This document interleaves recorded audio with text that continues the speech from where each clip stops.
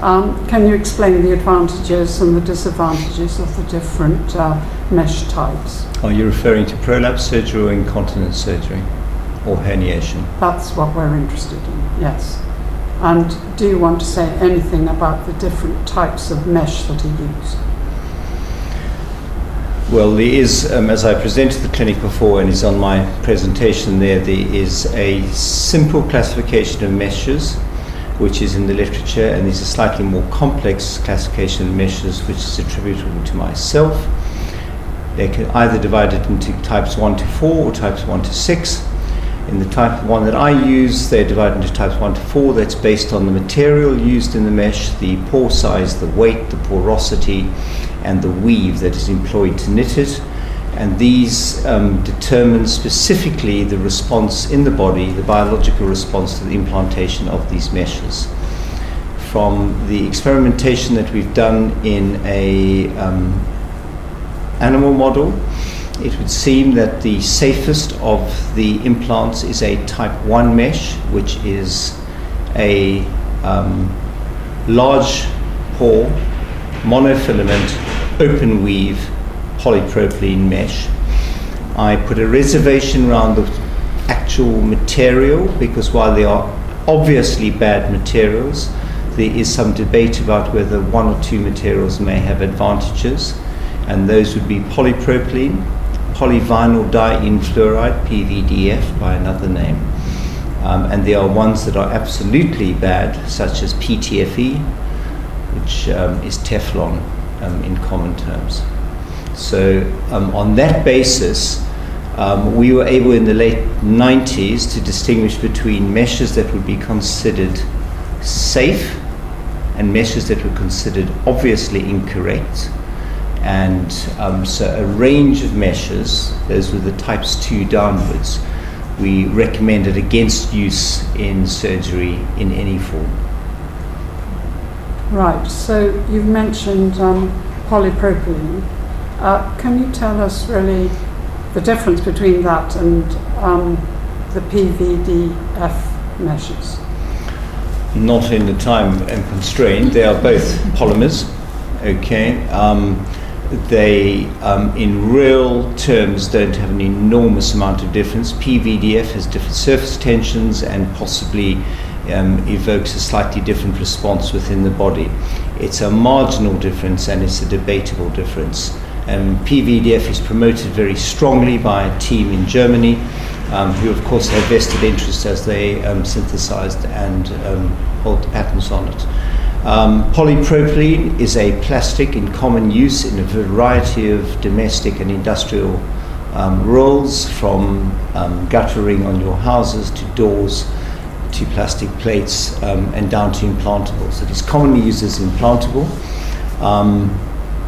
It is relatively inert and it is a very stable compound depending on where it is and depending on the circumstances that surround it. So for example, there are some fairly weak articles describing its breakdown and degradation within the body. That is in response to oxidation, i.e. the polypropylene is exposed to oxygen in the air, so Ne, a mesh that has eroded becomes available to degradation. Some of the studies that were done looking at the degradation of polypropylene, if you wash the product after the staining process, you find that a lot of the degradation disappears because in fact it was an artifact in the processing of the specimens for the investigation. So a polypropylene mesh taken out of the body that has not been exposed to oxidation is usually pretty unchanged from the one that was put in. A polypropylene mesh taken out of the body after exposure to air, i.e. oxidation, becomes brittle and hard and can break down in a macro format. Right. So why does it break up in the body when it's not been exposed? Well, does it break up in the body? We don't know that it does. Well, when people try to take it out, they've told us, and I've known that in fact they can't get it all out because it's broken up. But no, so the difficulty in taking it out of the body, so it depends. So if your mesh has become exposed to the air as a result of an exposure, then it will oxidize and the area exposed will become more brittle. And that is a reality. If the mesh is intact, not exposed, but people want to take it out, the mesh has been largely, almost 100% incorporated in the fibrous deposition process, in the healing process of the body. And therefore it is both difficult to see and difficult to identify. And therefore the removal becomes difficult because it is part of the body now. We've been told that with PVDF there is a product where they can incorporate something into it which makes it seeable on MRI scan. All the meshes that can do that. You can put anything you want into a polymer. So you can put radiopaque materials. So is there one on the market with polypropylene? There have been, yes. That can be seeable yes. on MRI scan. We can see polypropylene very clearly on MRI scan. Is that all polypropylene? Pretty much. It depends. So you would need to speak to one of my radiologists, but my specialist radiologist at is pretty confident about her ability to identify polypropylene on MRI scanning. Because I mean, one of the things we have heard from patient groups is that the best way to identify is ultrasound. Is ultrasound, transvaginal ultrasound. It's an opinion. It's not necessarily sound. Okay, so that's open to scientific debate and hasn't been proven. And in debate at a scientific forum, you would find a body of people that would disagree with that. So translabial ultrasound scanning is a modality. It is not perfect. You told us last time, I want to make sure I got this right, that you weren't, I can't say aware or convinced of any evidence of a systemic reaction causing immune stimulation that comes from the product. You Yes. accept there's a local reaction, which is actually part of the process why it works. Of healing, yes. Yes, but so we're talking about... For an immune response, and I'm not an allergy expert, so I say this with caution, and I'm moving slightly out of my area of expertise, but for an immune response, you should get a sero response in the body. Development of antibodies, ESR response, alteration in white cells, etc., which nobody can show me yet. So it ends up being a sero-negative situation. Now, if you work in the field of rheumatology, you know that one of your biggest problems is the so-called seronegative arthritis, which crosses over very strongly into whether or not that is an entity. So you have conditions like rheumatoid arthritis, have an antibody, and you can measure it, and you can measure the response to medications. We have not seen that in polypropylene mesh. We have seen it in biological meshes. Which I think I explained to you. So biological meshes are made of collagen, and if you take a biological mesh and you emulsify it and you inject it into the tail of a mouse model, it can and does develop antibodies and can develop rheumatoid arthritis in a shorter time spell as 28 days. So one of the arguments about avoiding plastics in favor of biologics doesn't stand up very easily. I have as much concern about biologics as I had in the early days of mesh materials. Thank you very much. Changing the subject a bit, we certainly have heard from hundreds and hundreds and hundreds of women who feel that the adverse effects that they are suffering from have been caused by mesh. And when they've gone to their clinicians, the clinicians have really been in denial, the surgeons saying, no, this is not this. And they have sometimes talked about the menopause. That is what the woman is suffering from. And I just wonder if that's something common that you find, A, this issue of denial, and B, this really trying to put in another reason why the women should be suffering like that. And the reason given is the menopause. The subject is more complex than almost anything we could sort of put together in an open review, and even in groups of experts in a room. And I was at a meeting recently in Sheffield, which was attended by urologists, colorectal surgeons, gynecologists, pain specialists, all of whom are experts in the subject. And it is difficult to gain consensus. And we had patient groups as well, which I think is terribly important. The complexity goes around the original surgery and the indications for surgery. So there are conditions. So if I go out into the street this afternoon and take 100 women over the age of 40 who have 2 children and examine them, 50% of them will have visible anatomical prolapse. Only 10% will be genuinely symptomatic.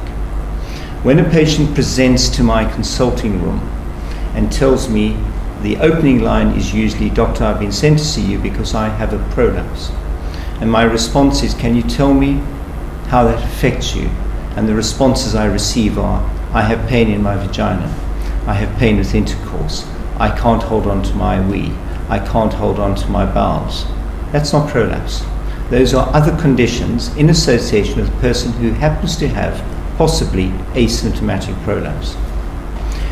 If you therefore, that is your starting point, with less trained and less experienced surgeons entering into surgery for prolapse, whether it is with or without a mesh, you are about to create a problem.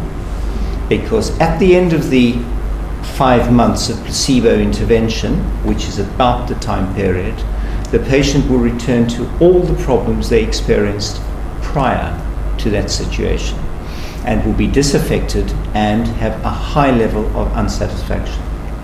Point 1.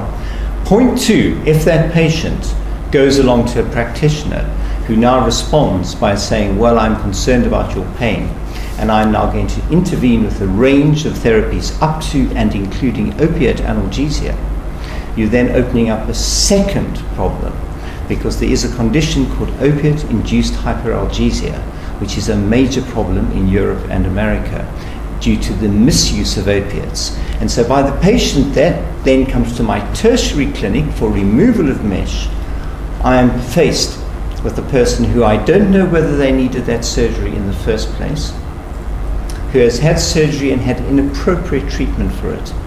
And if you try and remove that analgesia, you create an even bigger problem. So it is a problem for which I'm not convinced I have an answer. And it goes back to the original premise that this is not about just mesh. This is about the type of surgery, the indications, whether it was appropriate, the use or not use of mesh, and the anatomical sites it is placed in, and the route of access that it is taken by. So that gives you 7 distinct variables, which makes the analysis incredibly difficult. And that is one of our real and apparent problems. Now, those patients have pain and discomfort and suffering. My problem is I need to know whether that pain and discomfort and suffering is indeed caused by the mesh, and therefore will it be improved by removal of the mesh? Or will they be, having undergone a further surgery, potentially worse off, because we've undone the potential good the surgery did, and threatened them with the surgery and given them other causes for pain. And I sit in the camp that I do not know whether removal of the mesh is indeed appropriate or successful. So what do you do? We go through a very careful process. I work in a large multidisciplinary group who have a lot of experience with mesh materials. I use pain specialists, we use conservative therapy, we use radiology to try and identify. So radiology, for example, we can identify meshes that have an inflammatory response around them with fluid. That's easy. Something's going on. There is a passage to the outside. There is a connection, or there's an infection. And that makes it relatively easy to deal with. And we deal with those surgically, and I remove those. If we image them, if we examine them, and we can't find anything on examination, and their blood tests are all completely normal, and the imaging is neutral, i.e. you can just see the mesh line, but there's no peri-mesh inflammatory response, I do not have an answer. We go through everything, we try all the conservative therapy we can, at the end of which I will say to the patients, it is your choice. I'm a great believer in putting the patient at the center of their care, and if at that point they still want me to remove it, given the uncertainty of success, we will remove them, or try and remove them. And it is difficult surgery. I think we saw you before the draft. Nice guidelines came out. you've seen them now. There's a sort of hierarchy in there that for stress urinary incontinence, this is where you start with physiotherapy and so forth. Would you think within that hierarchy, mesh is something that is second line, or should you try all the conservative surgery that you know all about before you go to mesh? And is mesh the last resort? What would you advise? I know you're saying it's finally and rightly the patient's decision, but what is yeah, I mean, your advice? There's a hierarchy in medicine which is always the same. Do as little as you have to do in the interest of the patient. Where mesh fits into that. So mesh, before mesh surgery. So you do absolutely everything you can conservatively before you intervene with mesh. Including colpo suspension? No, those are different things. All right, yeah, okay, then is it an anterior vine? Anterior repair doesn't work. Okay, so what surgery would you do before going to mesh? Are we talking about incontinence or prolapse? Yeah, incontinence. Okay, so incontinence, your treatment is to give standard advice, which is weight loss. Yeah. So 10% of weight loss is associated with a 50% improvement in incontinence. Yeah. That's published in the New England Journal of Medicine. I give it to every patient. I can tell you now that the number of patients that lose 10% of weight, you can count on the fingers of one hand. It is not that easy to lose 10% of weight for a variety of biological reasons. But we would offer them weight loss. We send them to the physios for a minimum of 3 months. Okay. A lot of them tell us they've already had their physiotherapy and therefore are not willing to undergo it any further. And then at the end of it, we offer them the 3 operations that are available. Which are? Which is a TVT, we don't at the moment, which was a TVT, a Birch corpus suspension and an autologous fascial sling.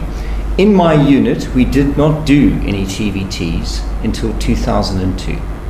Because I wasn't doing research in that domain, and therefore I wanted to see the results of perspective. What I'm trying to get to is of the 3 surgical solutions that you just mentioned. They are equivalent. So there's no hierarchy within them? No. So in that paper I've given you on complications of surgery, you will read, for example, that a Birch corpus suspension, which has no implantable materials, has a 7 to 10% incidence of severe scar pain for up to 2 years after surgery.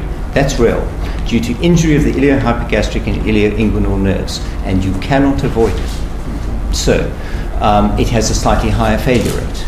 It has a recurrence of other problems within it. So it is a very difficult discussion for a patient. We give them all 3. The autologous fascial sling, I have tended to drop in the hierarchy to a secondary procedure because that has a high incidence of voiding abnormality, which itself can be worse than the original condition. We tend to reserve that for secondary or tertiary surgery, people who've had failed surgery who have returned wanting something done about the incontinence. I think we must put into this conversation that the patients are incredibly distressed by their incontinence and come and ask us for intervention. My intervention rate is low.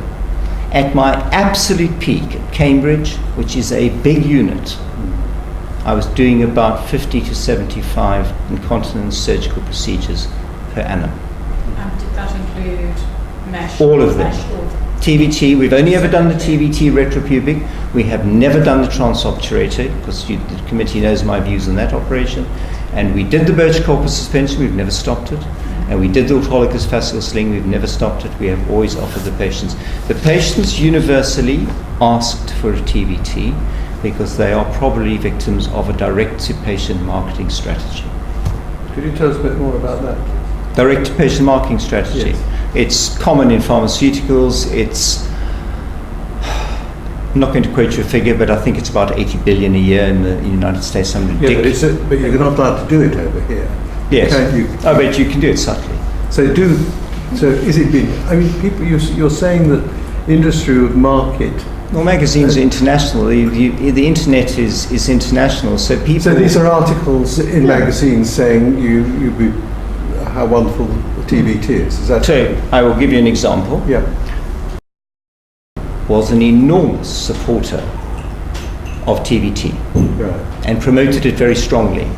At the moment, while they are an enormous condemner of TVT, they are a promoter of laser vaginal surgery, which I put some statistics in my data for you to look at, which again would be another devilment that I would consider shouldn't be tried on people at all. When we met informally, one of the things we talked about was, which stuck in my mind, was if you shouldn't be putting something into the human body that you can't subsequently get out. And you talked earlier about how difficult it is, how difficult removal is. Does that take you to the conclusion that actually it shouldn't be happening at all? It's not whether it should be second or third option treatment, but in circumstances where it is extremely difficult to get out for the reasons you've already outlined. The trauma in medicine, we work on a balance of risks all the time. So something you can't get out easily are certain hips, but we put them in, and they make an enormous difference to patients' quality of life. But try and take a hip shaft out of a femur, and you will fracture the femur in a significant percentage of people. These are good hips, not the ones that have got into the controversy. Okay. The TVT, the incontinence one is a less difficult one to argue about because the results are very good and the complications are genuinely probably quite low. And that will make me an unpopular statement. But there are papers I've given you there that look at the removal rates in large databases which don't exceed 3%. And the major complication rate probably lower than that. And you know, time has evolved since this debate started. So we haven't seen the numbers that are talked about. To put it in perspective, there are 1 million polypropylene implants put in per annum in the United States alone for hernias, and have been for 20, 30 years. If it was the size of the problem that it was accused of being, I suspect we would have seen a lot more. So that's just to put a perspective on it. I hear your point very strongly. In the prolapse, I think what happened there, where I think it is irrefutable evidence that putting a mesh in transvaginally is probably not a good idea and hasn't stood the test of time and does not have the evidence to support it. You've got to look at that in the light of the outcomes for traditional prolapse surgery, which are pitiful, where you have a 30 or 40% reoperation rate in people who have had those operations. And every time you subject a person to an operation, you threaten them with a mortality rate and a morbidity rate. So surgeons aren't a bunch of psychopathic demons. There was a real concern there's a quote from 1914, I think, from one of the leading surgeons of his day saying that the management of prolapse of the anterior vaginal wall remains one of the most difficult and complex problems in medicine, and it remains the same in 2019. Now, these surgeons started experimenting with mesh in an attempt to reduce that failure rate. Okay. And then it becomes, again, this highly complex discussion. Was the surgeon trained adequately? And I can show you data to show that the better trained the surgeon, the higher the numbers, the less their complications. Was the patient genuinely suffering those symptoms? Do you know what I mean? Would they have been better done abdominally? And that's where it's very difficult for me to give you a binary answer. As you all know, I have been highly critical of the method of introduction of mesh and the way it was marketed, sold, and used. And I am critical of the doctors, of the pharmaceutical companies, and of the patients. Patients conspire with their own victimization. And why they're doing that, whether it's because they are subject to patient marketing campaigns or what they've read in the media or whatever, I don't know. But it is very difficult counseling a patient against something that they want. Ultimately, as you say, good doctors give patients choices. Yeah. Well, my conversion rate from clinic to surgery is incredibly low. It has always been, and I'm proud of that. I am a minimally. You don't easily get a drug out of me either for that reason, because that's another whole subject I could bore you with for hours. The NICE guidance we've spoken about has recently declared that for overactive bladder, it should be behavioral modification and drugs ahead of second-line treatment, which is Botox. Well, the drugs don't work. They have enormous side effects, especially cognitive impairment. They cost a fortune, and behavioral modification will probably do far more than the drugs. Botox, on the other hand, has a 30% resolution of problems for between 6 and 12 months. It's a no-brainer. Can I just go back to Colco suspension and Yes. that operation? There's a very interesting article in the BMJ written by Jonathan Gornall, who's an investigative journalist. And one of his comments, and I don't know whether you share this or not, but he says because of the introduction of mesh, and it was seen as the best way forward for these prolapses and incontinence and so on, as a result of that, Colpo suspension was then not further researched and improved. And he said it was then put into a siding, and he felt that actually more could have been done with it in order to improve its efficacy and the way it was done, and whether you could have done it in keyhole, etc. So, with all due respect, that is a journalistic article and not a medical article, and it's very poorly referenced. And I'm very familiar with it, and I had wrote to the editor of the BMJ to question why we were moving into the realms of journalism rather than science. So I'm very clear on my approach to that set of journalists. The Colpo suspension has been around since 1961. It is well studied. There are prospective randomized controlled trials putting it up against autologous fascial sling and anterior repair. The anterior repair was the operation commonly done until about 1994 in the when did I do my fellowship? When I did my fellowship, I was criticized for recommending Colpo suspension over an anterior repair, so in the early 90s. Okay. The Colpo suspension then took hand. The reason it was a more difficult operation to do. So there were some of the best prospective randomized controlled trials in the world done doing open Colpo suspension against laparoscopic Colpo suspension, and there's one by Carey in Melbourne in Australia, which is almost certainly the best designed surgical trial I've ever seen, which showed no difference.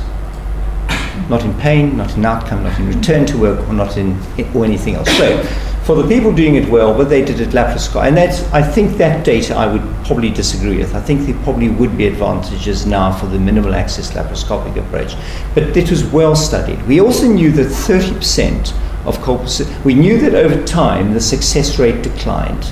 So if you did a Kaplan-Meier analysis, you would see a decline in success to about 60%, and that's published by Stuart Stanton from St George's Hospital.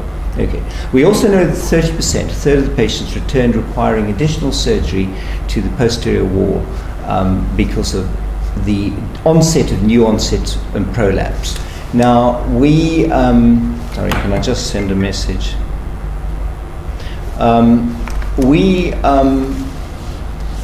So I think it was a good operation. We did it commonly.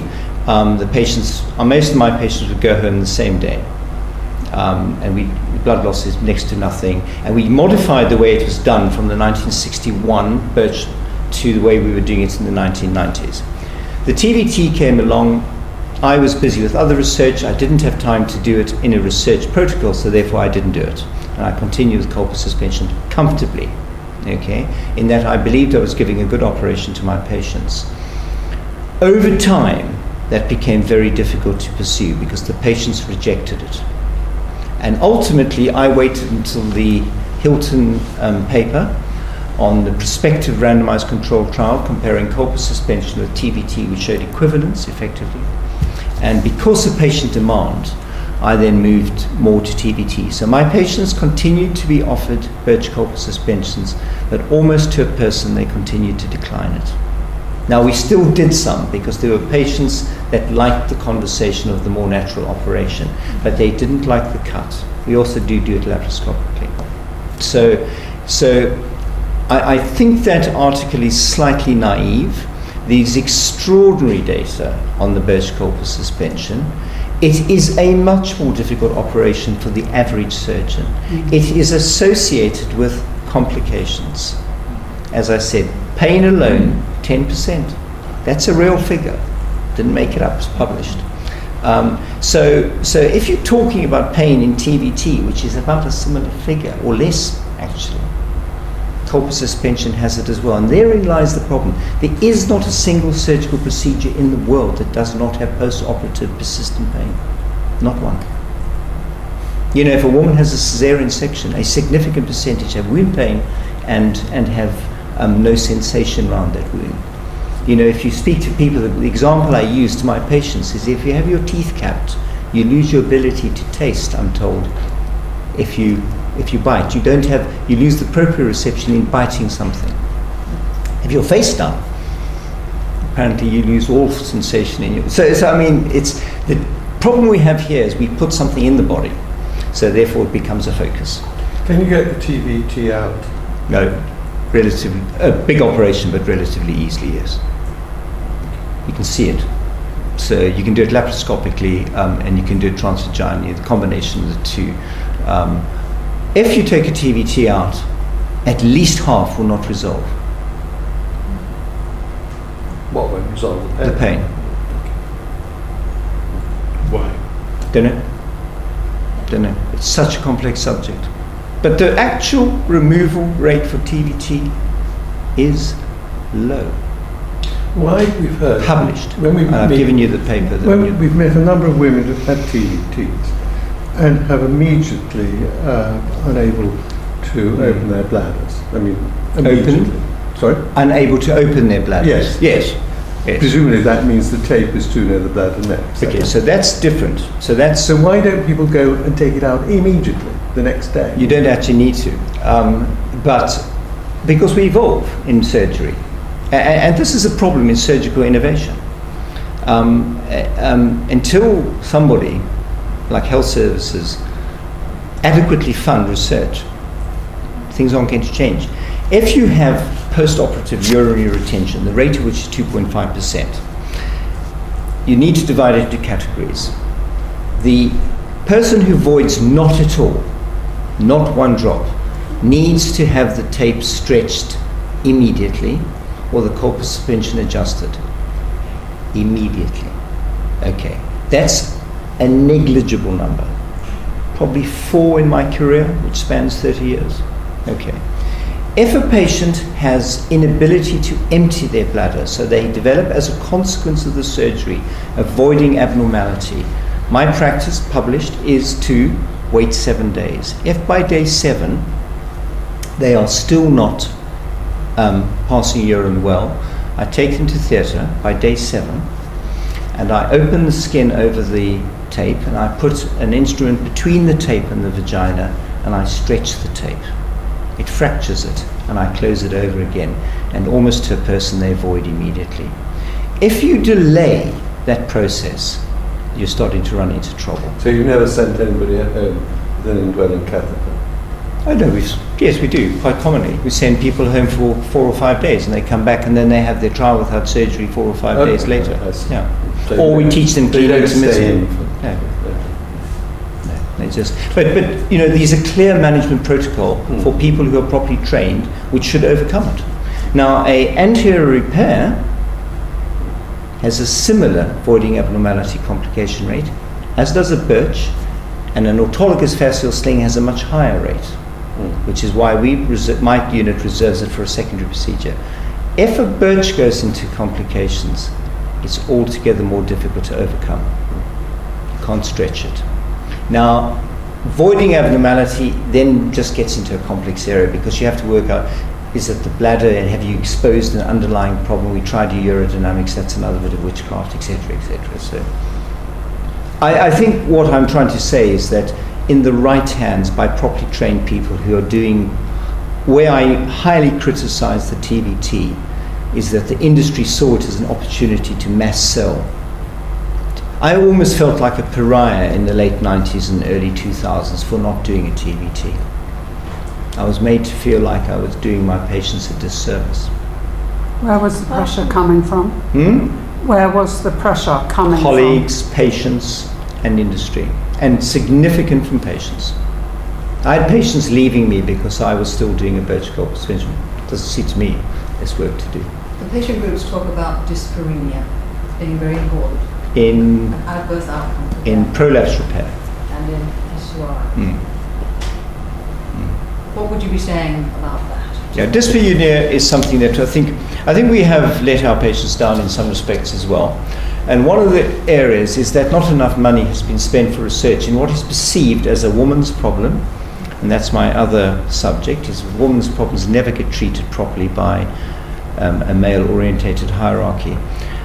So money for research. So an example, in 2006 there were 100 articles on anterior repair for prolapse, and there were 66,000 articles on cervical cancer. Cervical cancer has an incidence of about 0.5%, and anterior repair about 17 to 20%.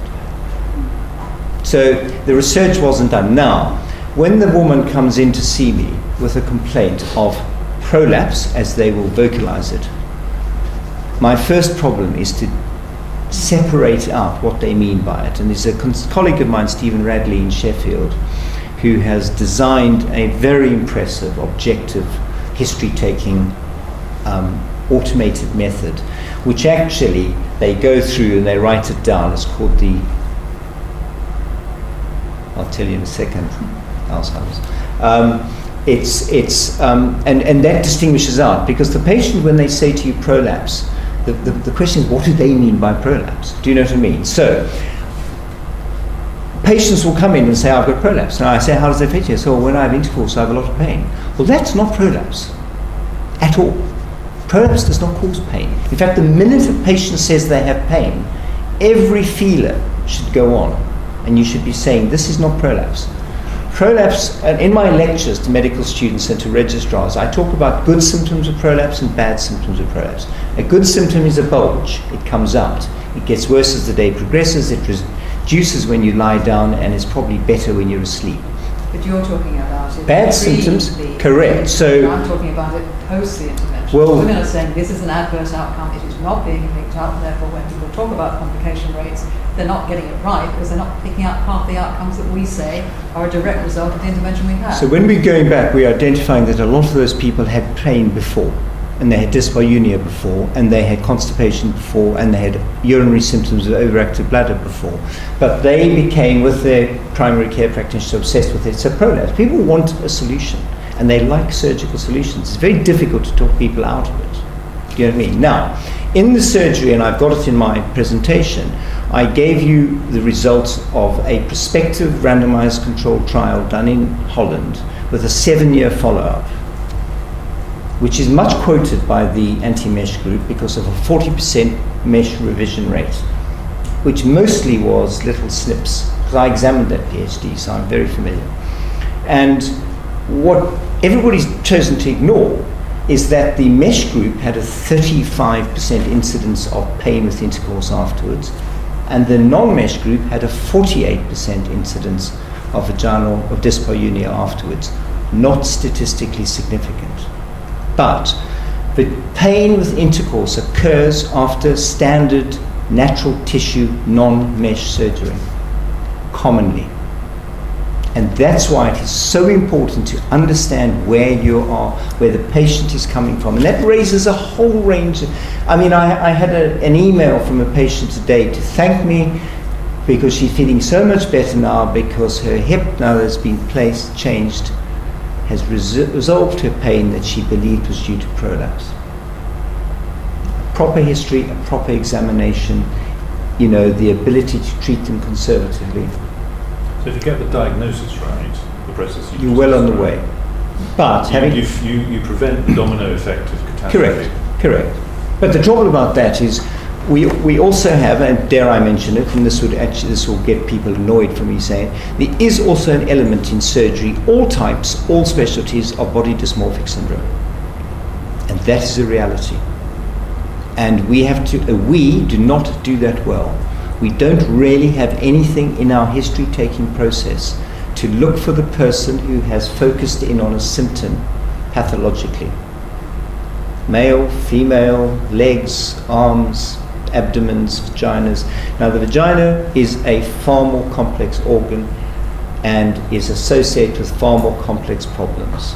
So then add into the mix abuse, either as children, as adults, abusive relationships, rape, etc., and you start adding a lot into that mix as well. Now, I am not saying that these people have had any experiences like that, but within these people will be people that have body dysmorphic syndrome, and will be people that have had really bad events in the past who would have been far better treated by a sympathetic ear, a conversation, and an attempt to manage it conservatively without surgery. Surgery is the last port of call, irrespective of what you start with.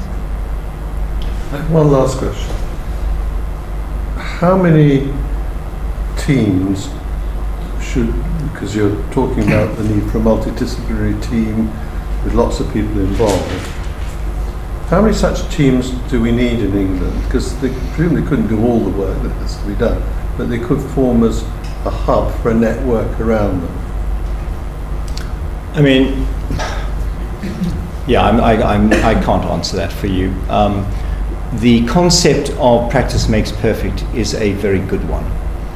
I give a talk with why do operations fail, patient, procedure, product or practitioner, and round practitioner, everything goes round the relationship between volume and outcome. And about 75 to 80% of the world literature, it's about 190 papers, which show a positive result between the more you do, the better you get, both for the institution and for the individual. You can't be a low volume surgeon in a high volume center, it doesn't help. You have to be a high volume surgeon in a high volume center. You get better diagnosis, better perioperative diagnostic modalities, you get better inpatient care, and you get better outcomes. There is an enormous public pressure not to support that. Try and close a hospital in the United Kingdom. But you don't need to close the hospital because there are plenty of things possible to do. The minute, in my experience, we have 12 centres in the United Kingdom to look after children with end-stage renal failure, and it works. But for the same reasons you've said. well, you could look at I'm interested in how, they're going to be a limited number of mesh removal centres. As they should be. As they should be. So the question is, for the treatment of stress urinary incontinence, which is very common, is there any possibility of creating hubs and networks so you can make sure the standard of care? We sort of have them. The first thing is properly trained individuals. Yes, and presume they and an train accreditation system that they go through, and they train. Some of us did an additional 3 or 4 years after qualifying. So I'm seeking advice about A, whether the concept is right, and B, what sort of numbers are we talking about? So you're speaking to the converted. The concept of centralisation. You just told me you couldn't answer the question. I believe in the concept of centralisation. Whether you can achieve it, I doubt. Well, that's half possible. But you could help us I completely believe in the concept of centralisation. It is the entire philosophy of my career. I moved to a big centre. I only do incontinence surgery. I do not do lumps and bumps. I do not do other things, which people might think is quite boring. Well, it suits my small head. But the point is, you get very good at what you do, you get very efficient at what you do, and you get very good outcomes, which is massively pleasing. And so, centralisation, yes, I'm your person for centralisation. But that's about removal of mesh. No, it's about putting it in. Putting it as well. So yes, you would say the specialisation has to be around the implants as well. Yes. I'm not sure that it's an unpopular argument. Commissioning framework consultation documents aren't on the same. No, they don't like it. Oh, it's the literature is absolutely rock solid. It's absolutely rock solid. The more you do, the better you get. And it's on published. that very happy note, I would actually like to bring this session to a close. And I would like to thank you so much for coming today.